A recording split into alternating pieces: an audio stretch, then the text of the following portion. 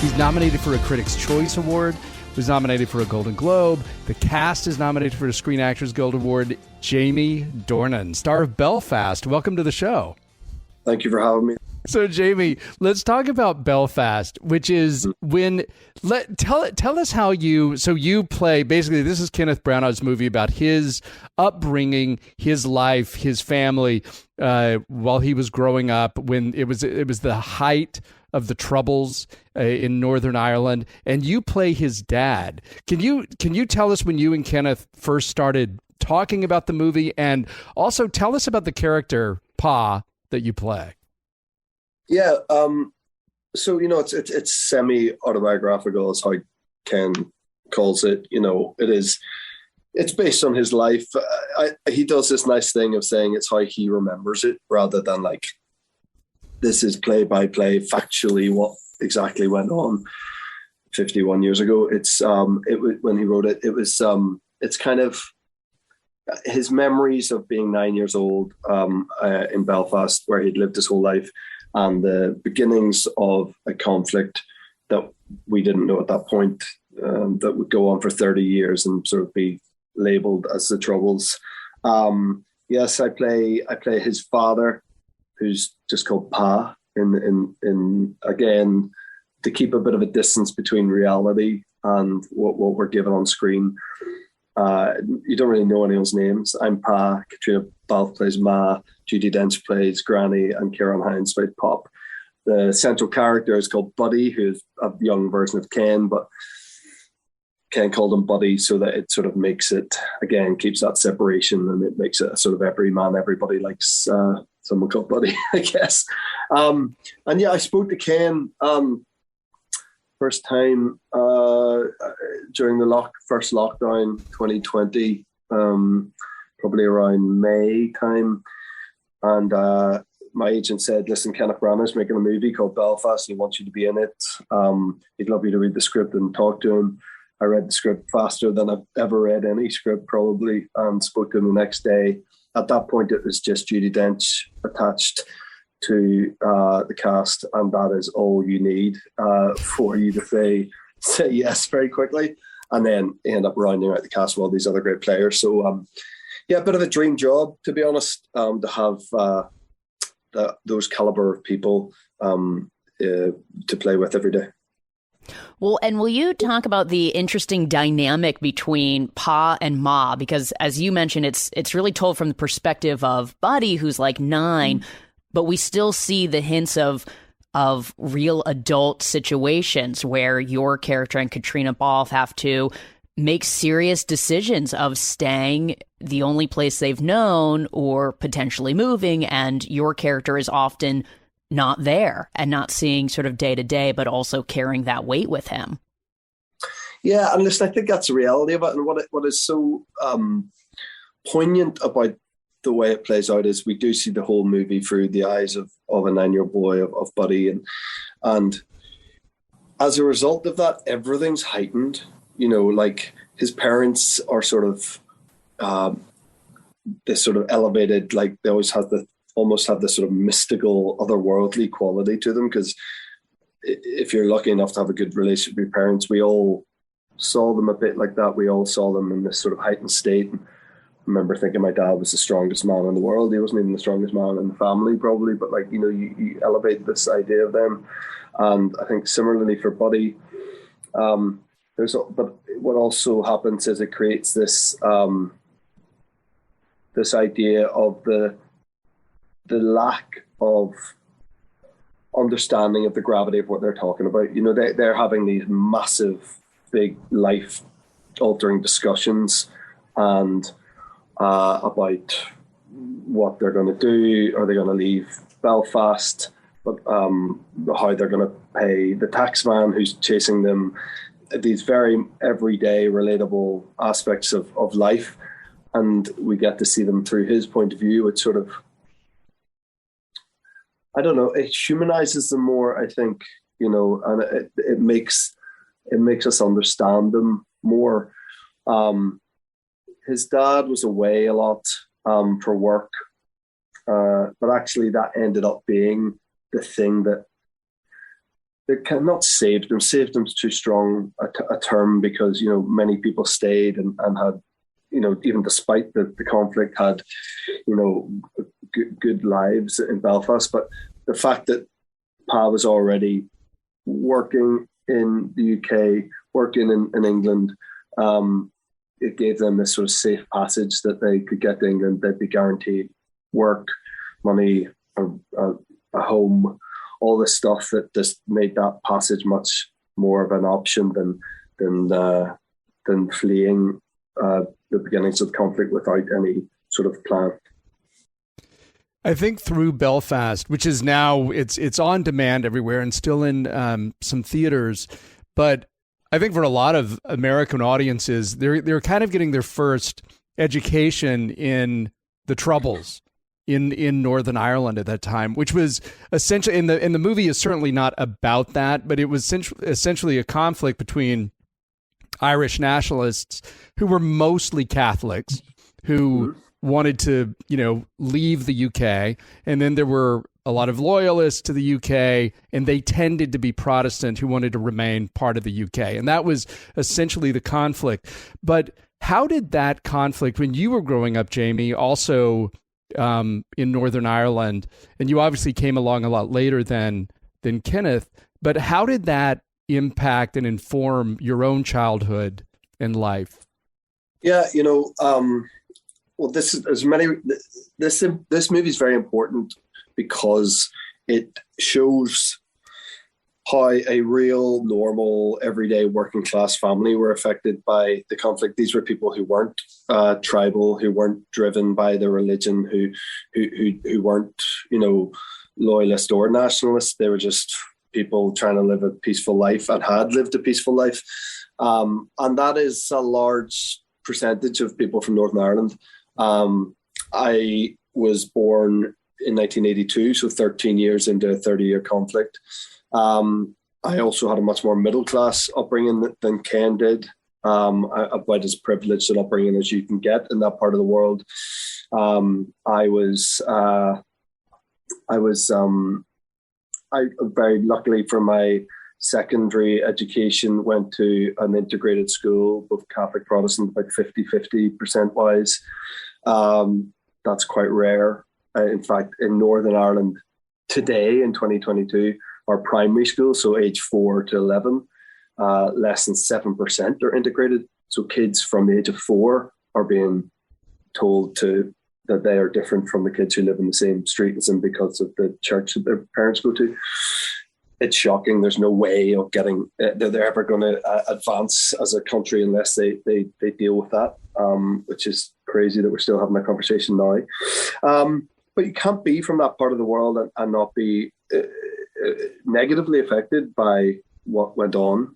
Even kids who grew up post 1998, Good Friday Agreement, peace, relative peace, they obviously haven't grown up in a conflict society, but they have grown up in a post-conflict society, and the scars of that conflict are very red still in their parents' generation. And there's still a lot of people beating the drum pretty hard and talking in a very old politics style about the future of that place.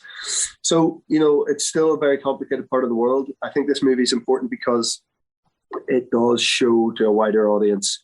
You're not trying to educate people, but you are trying to make people understand a little bit more about the everyday person, how much they didn't ask for it. We have seen the North of Ireland in film before depicted through many different lenses. I mean, Academy Award winning films. I mean, Daniel Day-Lewis with Jim Sheridan's In the Name of the Father gave you an angle of the Troubles. Steve McQueen with Hunger, Michael Fassbender with Bobby Sands' Dirty Protest gave you a very unique lens of part of the political side of the conflict.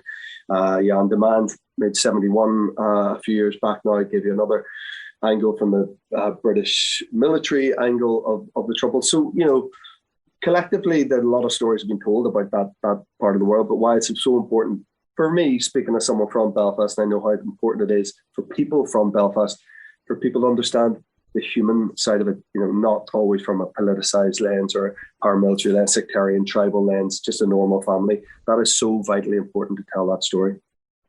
Well, and also, I mean, as serious as you say, and there's an angle to it of following the troubles, it's also so funny and so sweet. And I loved when the family would go to see Barbarella, which, is just hilarious, or to see Chitty Chitty Bang Bang and seeing a car going off a cliff for the first time.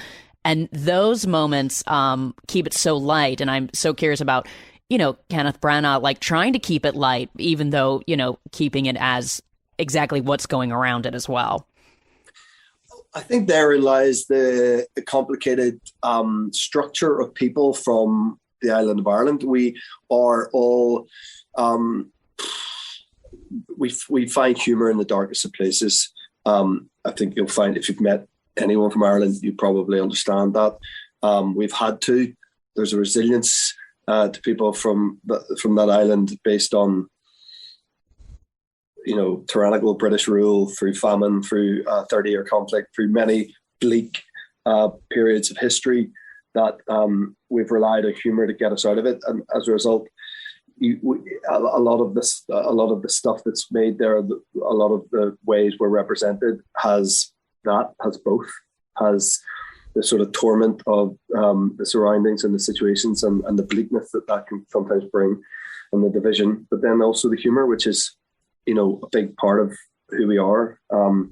So our set was like that. Our set was like, let's be very, pay proper homage to the seriousness of the situation when we need to, but also let's have a laugh and enjoy ourselves. And Ken very much set the tone with that, and it was a very fun set. And those moments, they're needed as they're needed in real life. We had a lot of fun with the cinema stuff, and actually, for Ken, that was his escape. Was going to the theater and seeing these big, bright, colourful worlds, and as you'll see in the movie, it's in black and white, but when he goes to cinema, it's in colour, and the theatre, it's in colour, and obviously that's not the reality of life, but in a way, it's almost like he remembers it in sort of monochrome tones of rainy Belfast, and then you get to total escapism of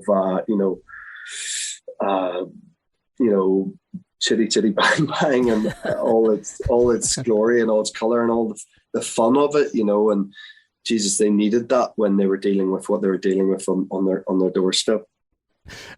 Jamie, I think that I was probably aware of you before The Fall, but it was when I became really aware of you with The Fall and so impressed by you. And you seem to be such an unlikely person to be cast as this serial killer. And I just wondered but you were so great in it. And also because you don't, I mean, I don't know what a serial killer is supposed to look like, but I didn't think of you as that. And so, which is probably a good thing. But tell us about getting that part and sort of how you approached it. Well, in no uncertain terms, it changed my life. It changed my career, getting that job. I guess what? Nobody else saw me as a serial killer either. I hadn't gone up for parts like that.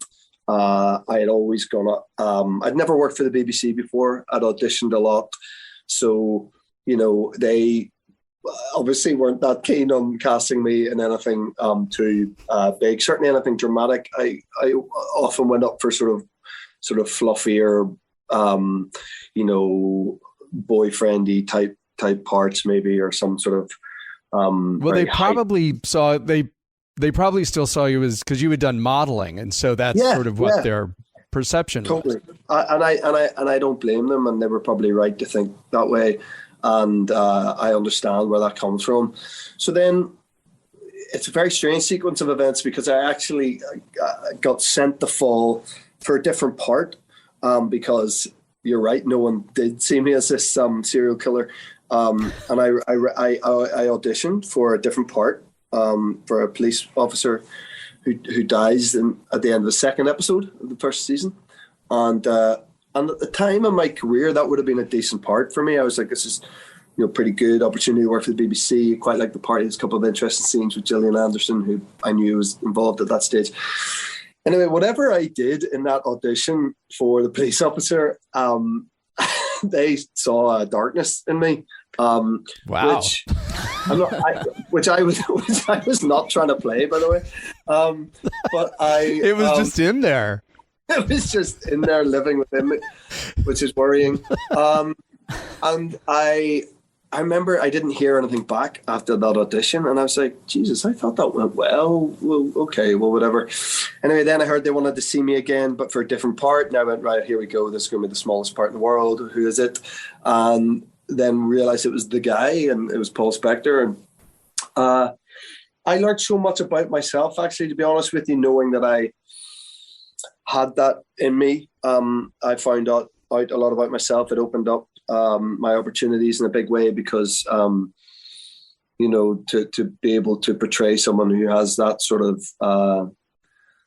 evil in them is something that I hadn't even allowed. I hadn't been given the opportunity to show off. Let's say that maybe, and that show, it was a big success, obviously, and it's sort of been a trickle success, which is actually I prefer it that way. It was a big hit in the BBC, but it took a while to get to the States, and then it went on Netflix in the States, and then it became big there. And actually then had this whole other life when it went on to Netflix in the UK whilst we were shooting Belfast, actually. And in my head, because it was a hit in the BBC, I was like, well, everyone in the UK and Ireland's seen it. But the power of Netflix, man, Jesus, suddenly it was like everyone saw it, last in the summer 2020. So yeah, it's been nice how many lives that has had, and it changed everything for me going forward. Was Kenneth Branagh like, oh, great, now everybody in the UK thinks my dad's a serial killer? I think it was only a good thing for him that, people were talking about it for all the right reasons, and then, we were going to throw Belfast out on the back of it. So it was all good for him, I think. I was telling Julia before, I wrote down 5 cool things about Jamie Dornan, some of which I didn't know. I was just reading. One, we talked about you being in a folk band. Do you still think of yourself as a singer? Or was that Never a first have. love? Oh, I never have. No, I didn't even. When I was a singer in a band, I didn't think of myself as a singer. No. I'm just someone who sang occasionally. I really didn't want to be in a band, and it was sort of something that was kind of put on me a bit. And then suddenly we had a manager, and I was being forced down a certain path where I didn't really ask for, actually, and I was 21 or something. So it was very, very strange and reluctant singer. So, and now I sing occasionally in the odd movie, but Jesus, I'd never be calling myself a singer, no.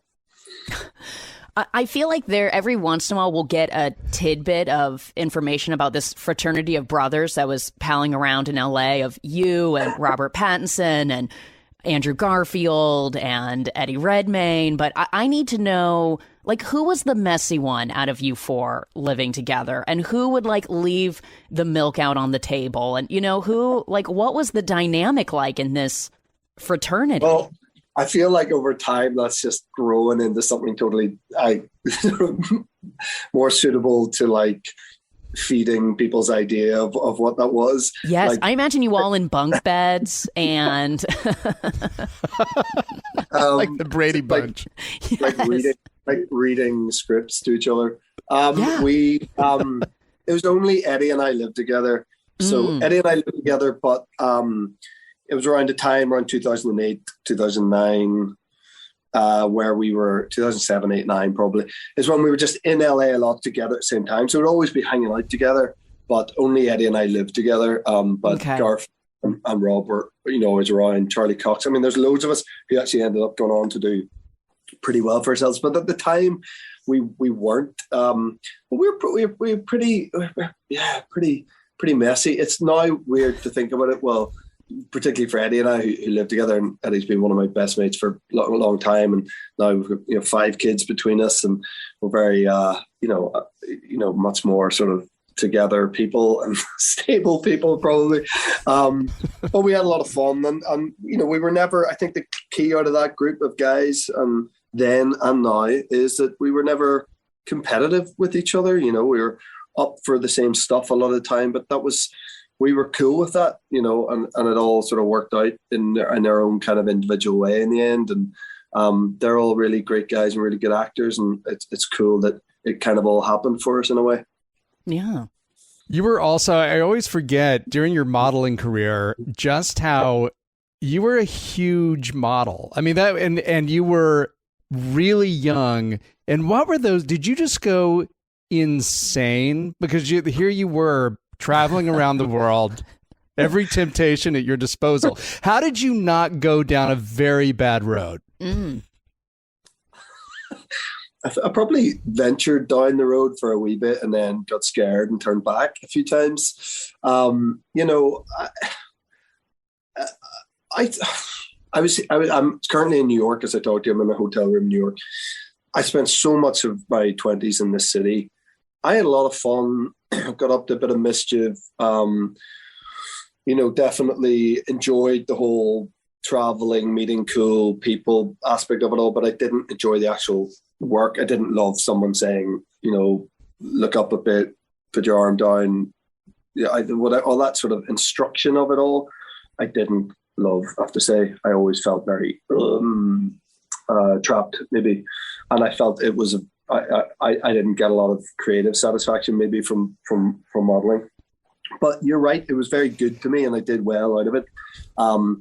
But you know, I always say, like, my sort of bigger success or whatever, my acting success or whatever, success, I can't even call it that, whatever it is, took off in my 30s, and I'm glad it took off in my 30s because I wouldn't be able to handle it in my 20s.